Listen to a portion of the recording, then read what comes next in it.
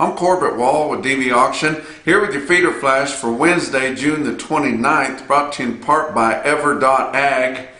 Ag Risk Management specializes in dairy, swine, cattle, and grain brokerage, insurance services including DRP, LRP, LGM, and PRF, advisory services to buyers and sellers of grain products, and vault software technology for your business needs. For more information, go to ever.ag. June live cattle fail. Yes, I'm going to talk about that again here on this visit. I've mentioned it the last couple of visits, but the $8 plus discount that June live cattle futures are ending their lifetime at to what your 5-area feeding region weighted average is. And you think, well, why you keep talking about that? It's a big deal, a huge deal. The cattle futures are so important to commercial cattle business. It's what everybody depends on to show us what the market's going to do. A lot of people hedge their risk by taking short positions there or buying puts in the option game or something like that. And whenever they don't come together, that's what the futures promise, is that they are going to come together. And we have cash settlement on feeder cattle because people found out that they didn't want the guys in the south didn't want the northern cattle, and the northern guys didn't want the southern cattle, and we had ball and calves getting into what should have been yearlings and all kinds of problems like that. So they did away with it, but for many years they had feeder cattle delivery. They did away with that, and they had cash settlement. When you have cash settlement, they come together. I never thought I would say that I think your live cattle contract should be cash settled, because that's what really ties it to the commodity, is the fact that you can deliver those cattle, and it is a marketing option for some people. But whenever it won't come together, maybe you do have to do something like that.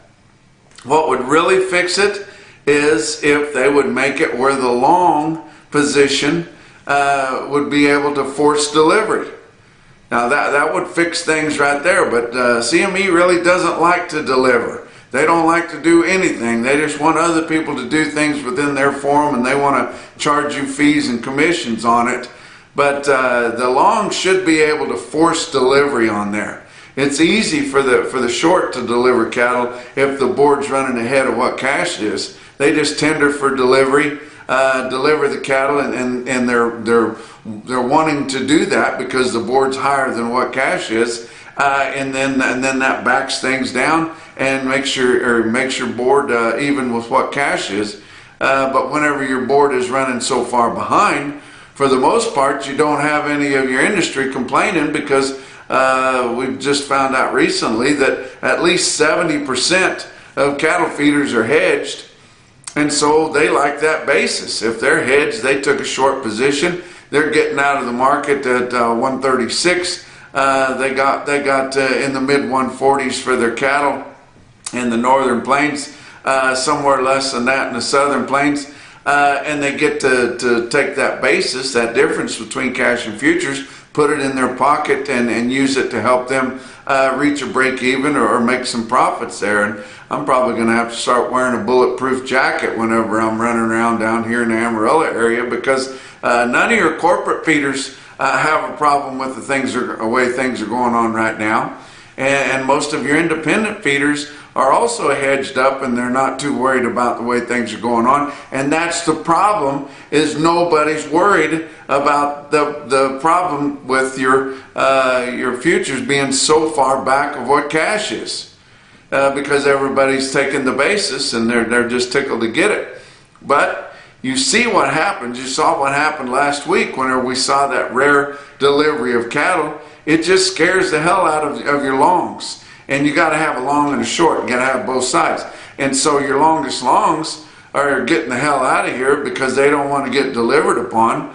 It's going to cost them penalties, or they're going to have to indeed take the cattle. What are you going to do with finished fat cattle, especially in the southern plains, especially when you're not sure exactly what they're going to be, knowing that you don't have the connections to get rid of them because your packers won't take them. What are you going to do with them? There's nothing you can do with them. You're just going to watch them melt. You're going to try to find a feed yard that will take them in and baby them and try to get them back on feed in the heat, especially is tough. And so you don't know what to do with them. And I actually had a friend there that was looking at the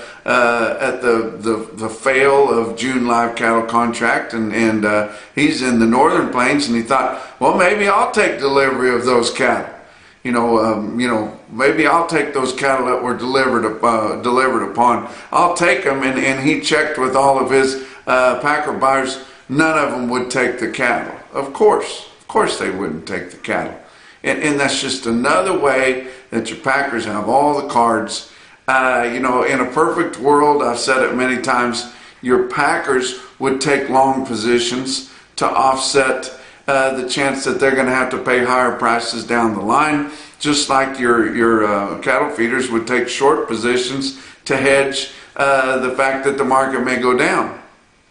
But with everybody, I shouldn't say everybody, not all your independents, not all your farmer feeders, but all your corporate feeders, most all your big family feeding operations, and pretty much anybody else, unless they've got deep pockets and not that many cattle, everybody is more than willing to get into an alternative marketing agreement with the packers, which I've told you many times. The first thing that you have to do to enter into an AMA is promise all your cattle to the packers, and then they take them when they want them.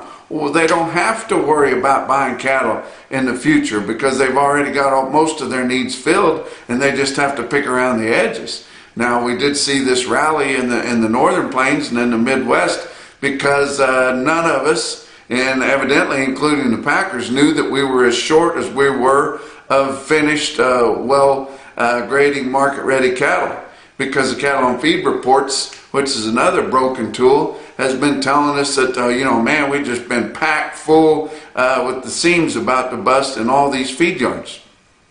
Well, let's look at that. Your latest available national steer and heifer grading percentage that come out early this week said nationwide, your choice and better, so choice and prime cattle, the percentage of those cattle in nationwide was 79.68.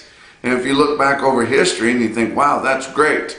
But actually, since we've gone almost entirely instrument grading, which is camera grading, we don't have men and women working for meat grading standing there swinging a hammer with ink on it, grading those carcasses anymore. We went to instrument grading, and ever since we've gone there, the grading has skyrocketed.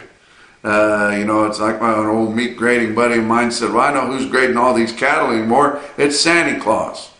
Because they grade so well, and it seems like they get out of whack. And then we remember that the instruments, the cameras, belong to the packers. They don't belong to the USDA. And the USDA only gets to go in and recalibrate those things once every quarter, but they're working on getting that to be more often if they think that it's out of whack. But I realize that genetics have got better. I realize that we're taking cattle to heavier weights. But still, 80% of the cattle, choice and prime nationwide, well, it's not 80 anymore. It was 79.68. But that is 2.64 percentage points lower than just about 6 weeks ago. So dropping big time. I mean, the heat could be responsible for part of that, but your calves coming to the top is another reason, and our carcass weights are starting to back off some. Nebraska choice and better is 80.07. That's down 5.31 percentage points in the last 6 weeks or so. That is a major drop in Nebraska. Nebraska is where they don't have many finished cattle. Kansas has a better choice and choice plus grading percentage than Nebraska. Are you kidding me? Kansas is sitting at 81.41. Almost 1.5 percentage points better than Nebraska.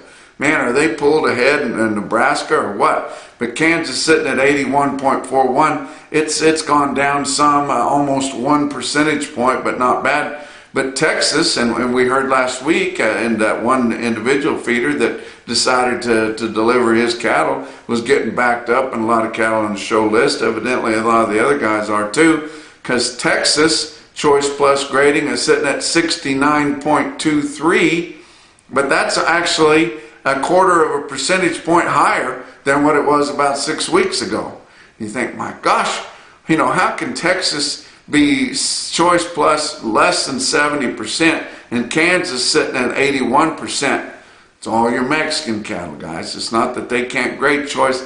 It's just that those cattle were likely malnourished, and kind of behind, mismanaged at a young age. And we do know that more mature cattle grade better, but they were pulled down a little bit. And to get all that Coriani and that Mexican breeding out of those cattle, they've introduced way too much continental breeding down there in Mexico, and they're hard grading kind of cattle. And that's just the facts of it there. But let's talk about your board on Tuesday. June live cattle futures up a nickel, sitting at more than $8 under what are proven and published 5-area weighted averages and direct fed cattle market price. And June live cattle futures on Tuesday were up a nickel per hundredweight at 136.30. August down 75 cents at 132.72. Your back months were down a nickel to down 72, so just about like what your current months were. August feeder cattle down 230. You think, well, corn must have been up, and it was. But August feeder cattle sitting at 170, 182. And it's so far out there, we don't really know if it's right or not. Yes, it's trading at a big premium to what our real-time index is, what your CME cash feeder cattle index is. But, I said before, June was and July is going to be another bastard month. We don't have a spot trading month for futures for feeder cattle there, so we're just sitting here waiting on August. But September contracts on feeder cattle down 185 at 174.95. Your back months down 77 to down $1.42. I told you corn was higher, up 15.25 cents, 759.5. Beans up 33.25 cents at 1663.75. And you think, well, what's going on? Well, the progress of the crop, or the condition of the crop, I shouldn't say the progress, we've got it all in, but the condition of the crop backed off a percentage point or two. Less than last week, good to excellent, but it's still running par or better than your 5-year average. People are just getting really excited and overblowing those reports and any kind of a weather forecast or report of whether they had too much rain, not enough, too much sun, not enough. But that's just going to be the norm. But now that we got algorithms in the deal, it can just sit there, and once it starts moving one way or the other, they just take over, and the inertia that goes along with them makes it go way past what really was intended or what should have happened in your grain futures. But Kansas City hard red winter wheat was back up 11 cents at 983.75, and your wheat farmers that have struggled to get a crop, and those that do have a crop, are wondering where that $12.50 a bushel is for your hard red winter wheat. Fat cattle trade, just a little dab of trade. Nothing has been established yet. We had a load confirmed in Iowa at 146. Had about 500 head confirmed in Nebraska, but all of a sudden we look at the weekly total and there's 1,600. Well, where did those 1,100 trade? They traded overnight sometime Monday, but Nebraska 500 head, 144 to 146 on Tuesday. Kansas about 300 head at 138. Had multiple rumors and multiple people saying that there was 140 paid in Kansas to a regional. We never saw that reported. Box beef cutout values down pretty good on Tuesday. 267.14 on the choice, down $1.54. Selects 243.31, down 193. Slaughter running at a good clip. It's going to need to, because we're going to be short next week, and probably short on Saturday with your big holiday weekend coming up this weekend. But up through Tuesday, 251,000. That's 1,000 more than last week, 11,000 more than the same week a year ago. Talk about what else is going on.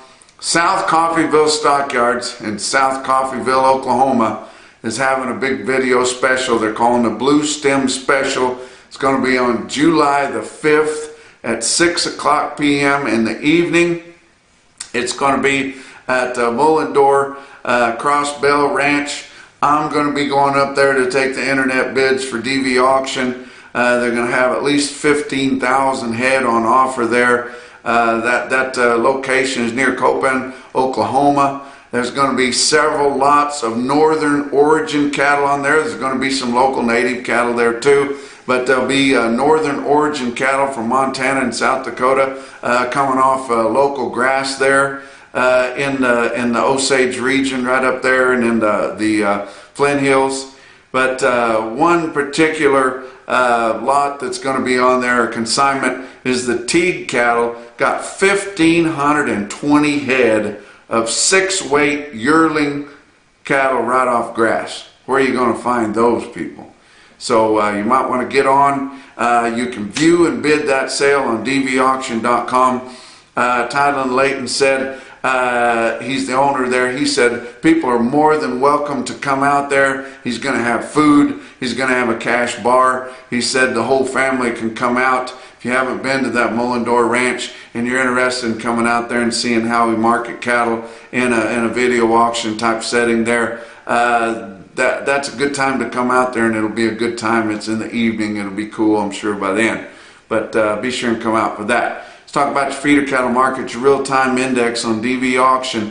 Late in the day on Tuesday, sitting at 165.56, down 34 cents. But we had such a smoky Monday that doesn't surprise me. And I told you next week most of our sales are going to be closed. Well, as soon as I say something like that everything's going to happen this way, I'm always wrong, and I was wrong again. In fact, El Reno, OKC West, they're going to be having their yearling sale here today on Wednesday, and next Wednesday, after the 4th, they're planning on having a feeder cattle auction.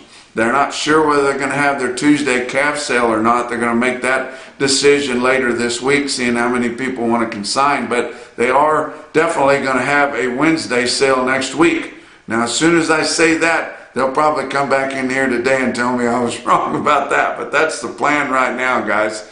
Also, if you're looking for some lightweight calves, there's not very many places you can find them. But Klein Red Angus has got 100 head of 2-weight cattle consigned at Fullerton, Nebraska, and they're going to be selling on Friday, July the 1st there, Fullerton, Nebraska. Be sure and check those out. Let's talk about your big sales on Tuesday. Ozarks Regional Stockyard, West Plains, Missouri, 6,300 head there.